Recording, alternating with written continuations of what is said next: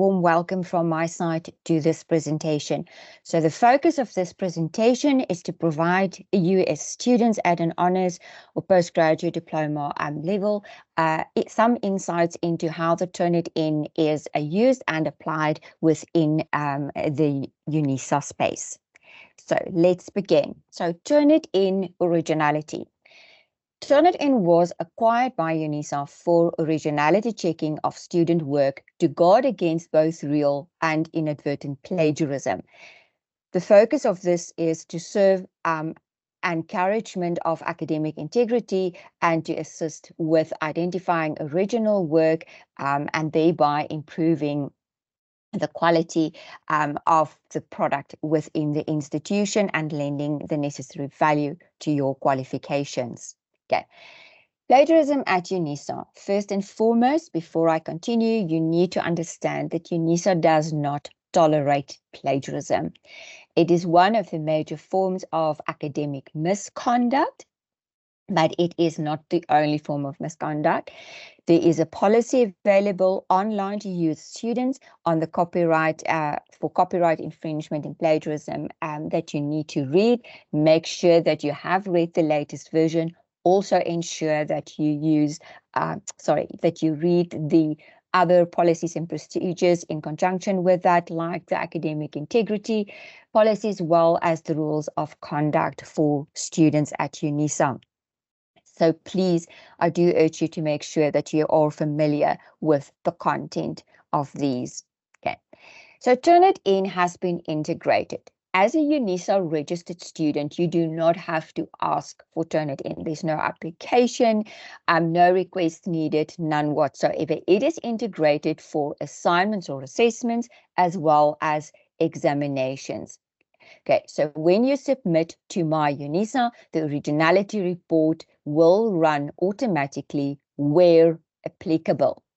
Important to note here is that not every submission that you make, in other words, not every assignment or assessment or exam might require an originality report. This is determined by the respective lecturer or supervisor for that code. So if it is necessary, it will run upon your submission. Okay. A warning. This is a warning of protection for you, for your authorship and your intellectual property. Only submit your work yourself within the formal UNISA submission space. In other words, there where you need to log in with your MyLife email credentials that would serve as verification of who you are. Okay. Do not upload your work in duplicate. So do not provide a copy of your document to a friend or a colleague or a fellow student or a family member to try and run an originality check for you. This will compromise the end findings of your originality reports. Okay. Please also be most careful of individuals out there that sell so-called Turnitin services.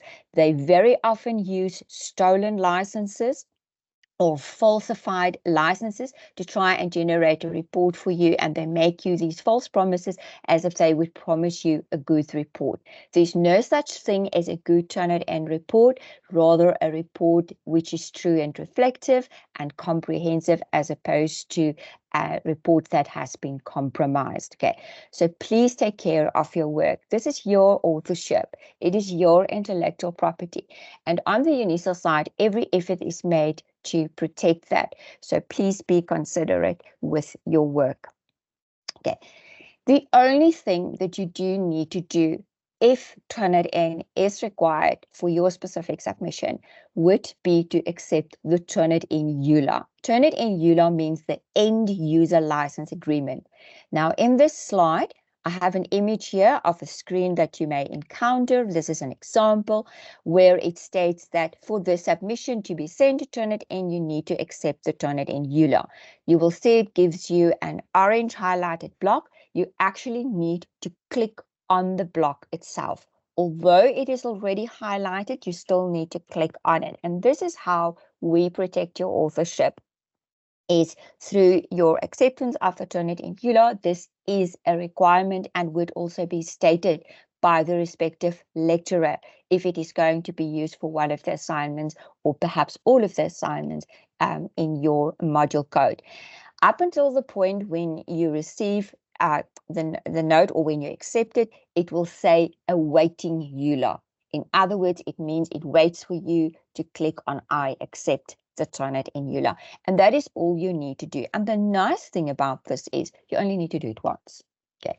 It is not necessary to do that for every single submission that may need Turnitin.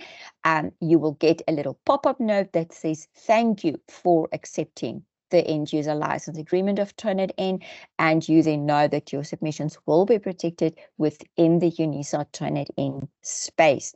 So going forward, if you have any other submissions made that need to be run by Turnitin or checked through Turnitin, it will just give you a little note to say, thank you, you have already accepted it. So you will know in each instance where your submissions would go through the whole process. Okay, so the files that you are going to upload for an assignment or assessment that may need a Turnitin, there are only two file types that we do accept. The first one is the Microsoft Word, which is a .docx version of MS Word document to be uploaded, or an Adobe PDF document. Okay, so not a scanned document. Please note that you need to convert, if your lecture requires only a PDF submission, that you convert from MS Word into an Adobe PDF file, okay, so that you have a proper file that can be processed. The submissions or the reports that are being generated are all inclusive. Therefore, we need for the submission to contain a title page, as this assists with protecting your authorship and ensuring that the correct submission was uploaded to the proper space. You need to have you need to have your name as well as the student number, the module code or assignment number, and the date within the title page. So if you do not have a formal cover page for your submission, simply add a little block at the beginning of the document that you're going to upload that does contain this information. Okay, so this is especially necessary to verify your authorship. If there is perhaps any undue conflict, it will also assist to make sure that you upload in the correct space, because that's very important. You should not upload your submission in the wrong module code.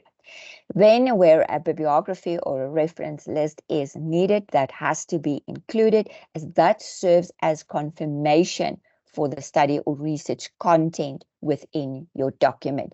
Otherwise, that cannot be verified of what was used and consulted. Note that your submissions are permanently stored in Turnitin. So this is part of the process where we protect your work to ensure that any possible attempts at plagiarism in future from your work can be noted or apprehended within this specific space. So what is going to happen when you upload your document and it is going to go to Turnitin? So Turnitin will receive your submission from MyUNISA, and then it will compare it to different repositories in the Turnitin database. These repositories would involve all sorts of professional journals and publications, obviously also the current and archived internet sites, as well as student paper repositories nationally as well as internationally. You might not be aware of this, but all of the major universities in South Africa do make use of Turnitin, as well as the majority on the African continent, as is the case with the other continents across the globe. Okay, so it does take your submission, it compares it to an extensive database, and then generates an originality report. Please do not call this a plagiarism report. It's not what Turnitin does. Turnitin checks the originality of content in the submission, and it will generate an originality report. It also checks the integrity of the submission itself, and it helps to identify authorship originality and to guard against academic misconduct. So the whole process happens as follows. After your submission, the document will be queued. Okay, and that is correct. So if you see that it is queued, it means that your document was put in a queue for Turnitin. Then my UNISA would send that submission to Turnitin, and upon receipt, Turnitin will generate an originality report. Once that report is generated, it will be collected again from my UNISA to be attached to your submissions. So we do allow for 48 hours for the whole UNISA process.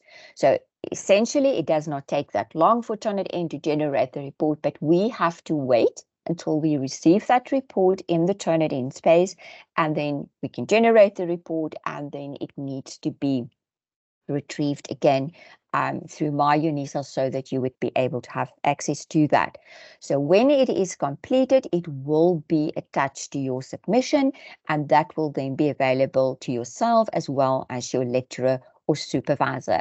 Okay, so this is relevant specifically to my modules where your work would be used or the Turnitin is applied within the formative space. Okay, you do have 3 opportunities. Okay, so there is an option to do the draft, a revision of your initial draft, and then a final version of your work that can be uploaded. So this is to allow you the opportunity to learn within this specific process. So that would mean if you submitted a document and a report was generated, you have the opportunity to view that report. You can discuss any of the findings with your lecturer and then apply advice that you've received or any guidelines that you had been provided with, and then you can rework your original draft and you can upload a revised version and a new report will be generated for you. If necessary, there is the opportunity that you then can make another edit to your document and upload for the 3rd time the final version of your work, which would then remain within that space for the due date, and then a new report will also be generated on the due date. Please note this. The final report will be generated on the due date, and that is what your lecturer is going to use when assessing the specific submission or grading your assignment that was uploaded. Okay, so that is a process, and you have to allow time for this space to happen. Otherwise, you would forfeit your opportunity to view your reports before the due date. So make sure that you upload in good time so that you do not miss out. This is an example of the image, the image is an example of a screen that you may see after you've uploaded your document, that it will say queued. This is not an error. Please, you need to be patient. If it says queued, it means it is in a queue and waiting for the process to complete. Okay, and this is where we make a proviso for 48 hours.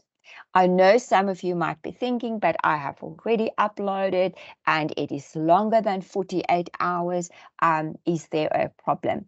Unfortunately, due to the volumes and the load, there is some of the module codes that take longer to process, but they will be processed. As long as you've submitted your document before the due date, then it will be processed and the submission will be attached, or the report will be attached to your submission, and you would be able to view that.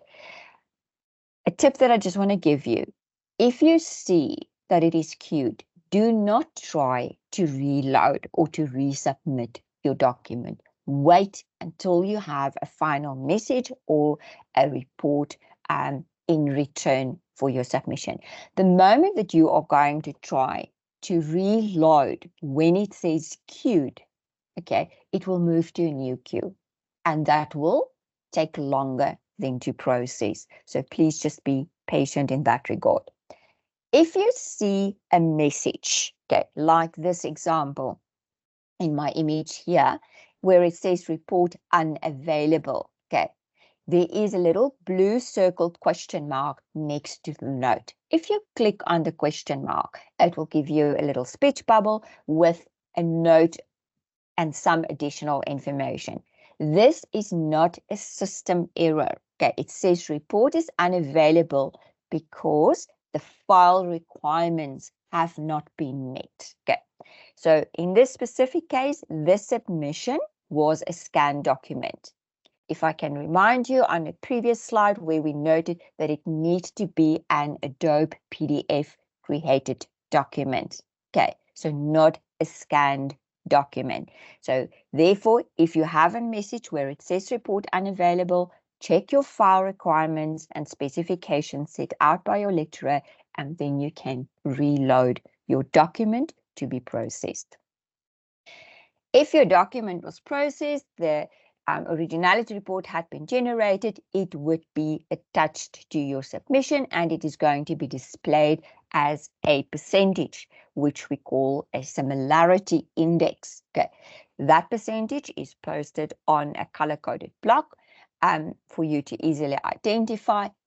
Please be advised that the color in itself bears no meaning.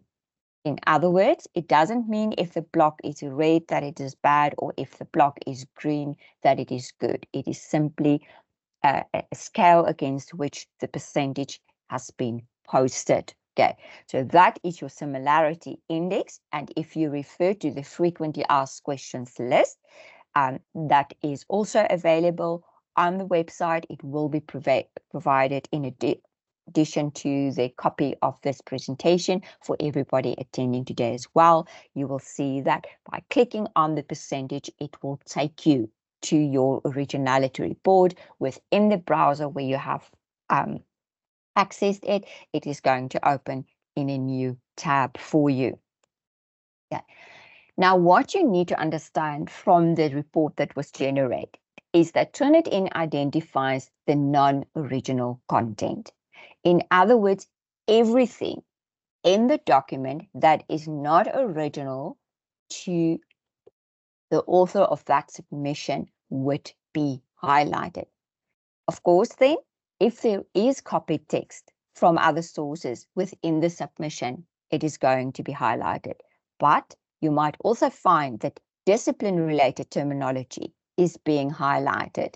Or if you have names and titles in your document, even short quotes, direct quotes, can be highlighted. Why? Because these are not original to the submission itself. Okay, it is non-original content, and that is why it is being highlighted. Okay, you can find that some items in your bibliography or references and even citations might also be highlighted. If you had been prescribed a template to be used, that could be highlighted. And these things also just serve as confirmation of your adherence to the instructions received. And then, of course, if there is AI writing content, that would also be identified. Now, the originality report percentage is a similarity index. It tells us how much from that submission is not original. Okay, it is not a plagiarism percentage. Again, please do not refer to that as a plagiarism percentage because that is not what Turnitin tells you. Turnitin tells you so much from that submission is not original, and it must be duly analyzed to identify if plagiarism is present within the document or any other forms of academic misconduct. But it is not a percentage of plagiarism. It is a percentage of non-original content. And here we have an example of what an originality report looks like. So when it is opened in the tab in the browser that you are using, you would see the text displayed on the left-hand side, and then on the right-hand side is a column which provides a source overview. Now, in the text on the left-hand side, you can see that there are different colors, different portions of text have also been highlighted, and you can see that they are numbered.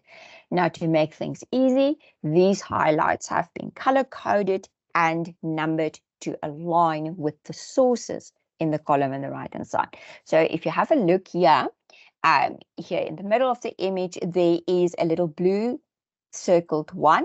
where I've added the arrow, and we have text there that has been highlighted as well in blue. That means that specific match is to source number 1 in the column on the right-hand side, where you can see a blue number 1, and it gives me the internet source and a percentage value for that individual source. If you look at the start of my second paragraph in this image, you will see a little number 3 in a purple circle, and highlighted text in purple, which matches source number 3 in my column on the right-hand side. Okay, so you will see that there are different numbers.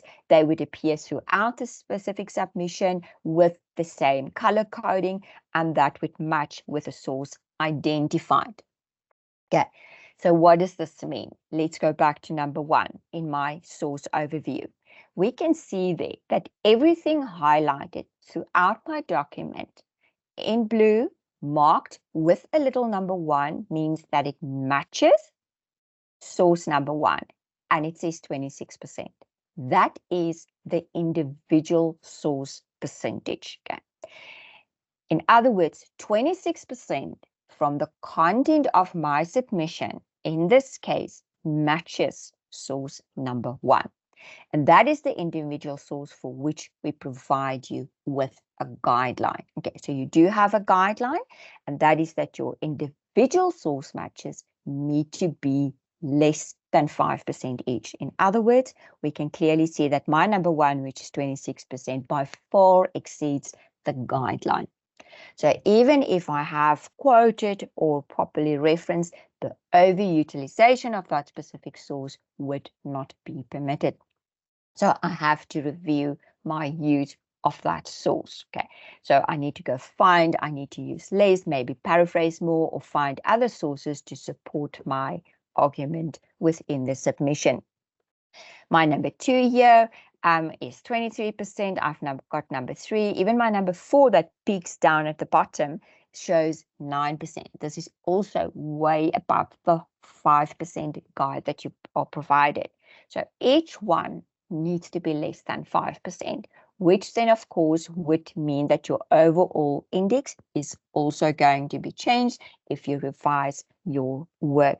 And those are the matches that we look at, the individual source matches.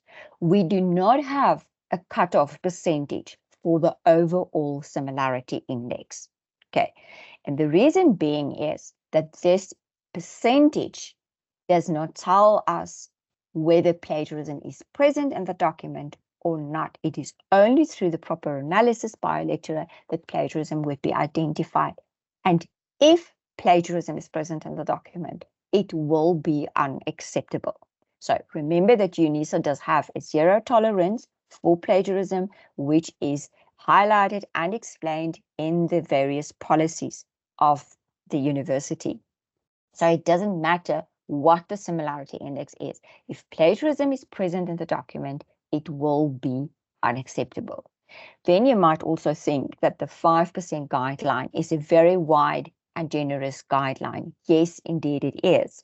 But that guideline makes provision for the fact that you might use subject terminology, which is a requirement, and that you are using names and titles. These things needed to be used in true form, and you are not supposed to change them.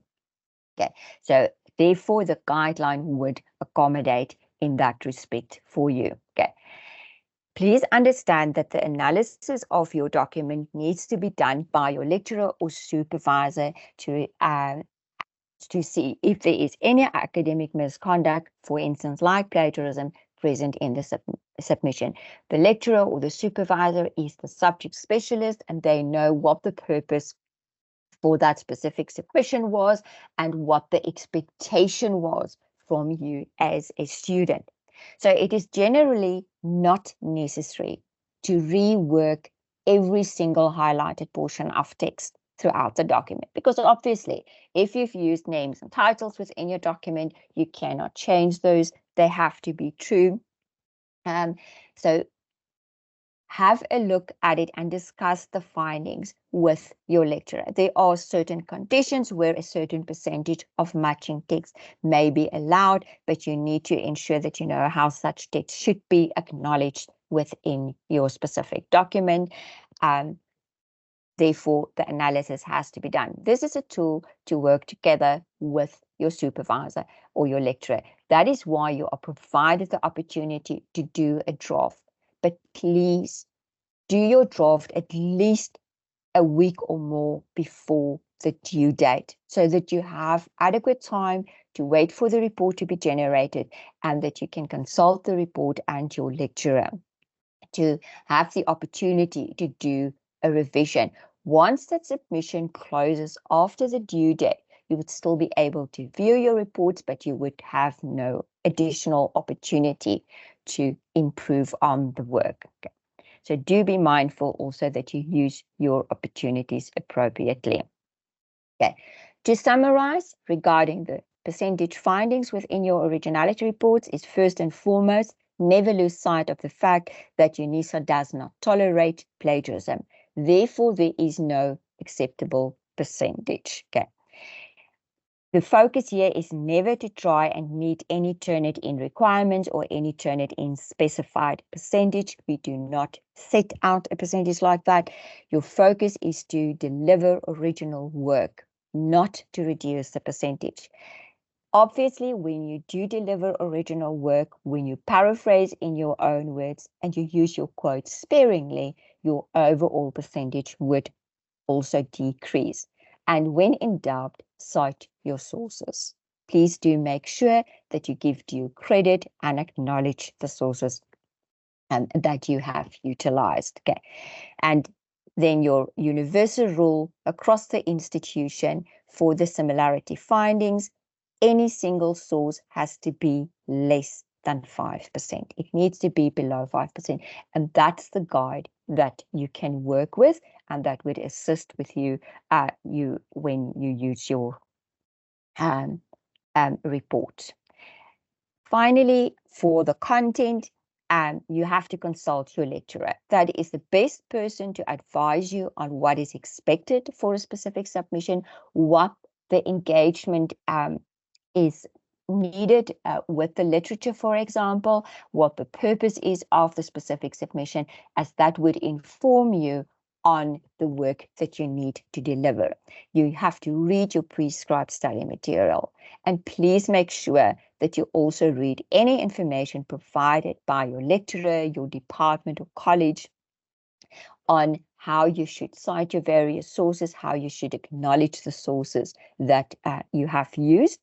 And of course, you have access to the UNISA library pages where you can get guidance on research ethics, academic integrity, and various referencing styles. Okay, so your LibGuides are very valuable to you during your time of study, as they can provide you with lots of information on how to deliver original work and to bring your own voice forward. Okay, so that is the focus here, so that you can engage with the literature, so that you can learn and present in your own voice.